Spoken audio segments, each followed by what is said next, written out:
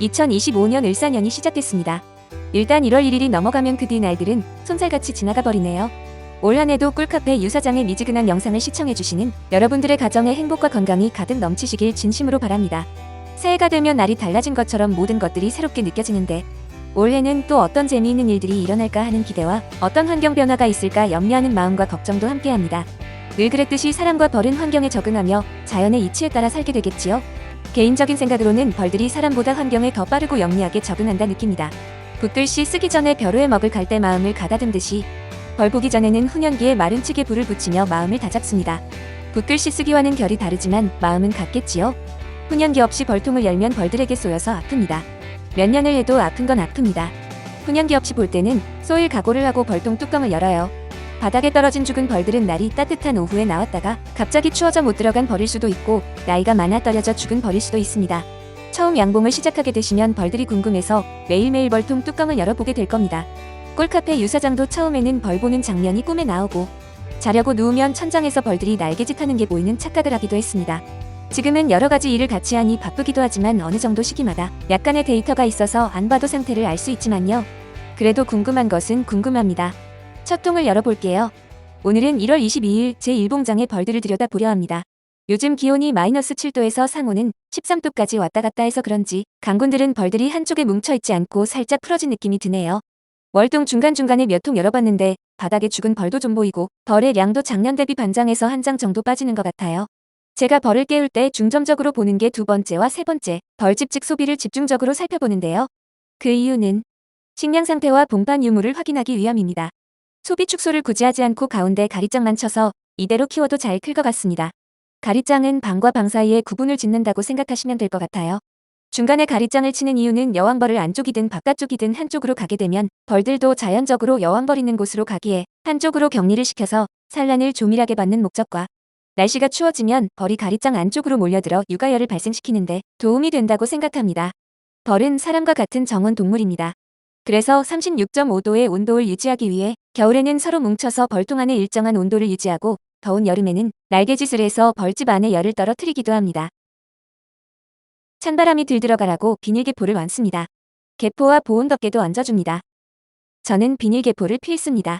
어떤 분들은 비닐을 씌우면 보온에는 도움이 되겠지만 벌통 안에서 발생되는 습이 차서 곰팡이가 발생하고 이로 인해 석고병이 발생할 우려가 있다고 꺼리시는데 지금까지 비닐개포를 쓰면서 그런 적이 없기 때문에 적극 추천드리고 싶어요. 벌들의 탄생과 육아는 어느 때고 중요하지만 지금 이 시기에 태어나는 어린 벌들은 참 중요한 일꾼들입니다. 이 벌들이 태어나면 그 다음 세대의 벌들의 육아를 맡게 되지요. 벌의 생은 사람과 같습니다. 어린이들이 건강하게 크면 미래도 건강해집니다. 이렇게 벌들을 바라보고 있으면 몇 세대에 걸친 모든 생과 사가 보이고 인간사의 흥망성쇠가 같다는 생각을 하게 됩니다. 다음은 두 번째 통으로 넘어갈게요.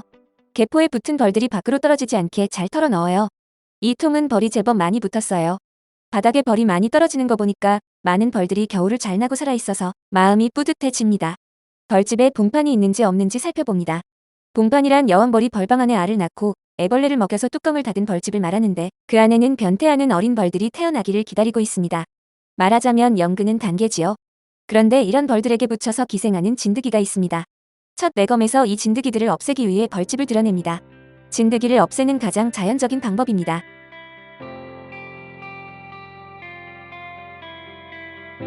차례차례 벌통을 열어볼게요.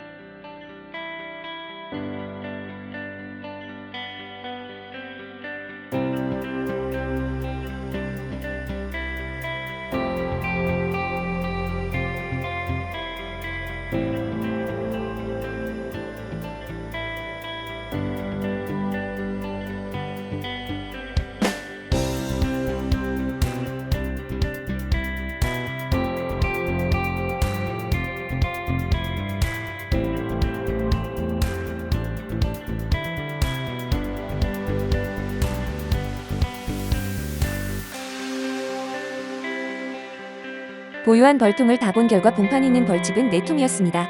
작년 첫 매검에 비해 작게 나왔습니다. 매해 날씨가 따뜻해지는 경향과 작년보다 첫 매검을 일주일 빠르게 해서 몇 개 안 나온 듯해요. 올해 처음 보는 여왕벌입니다. 안녕, 반가워요.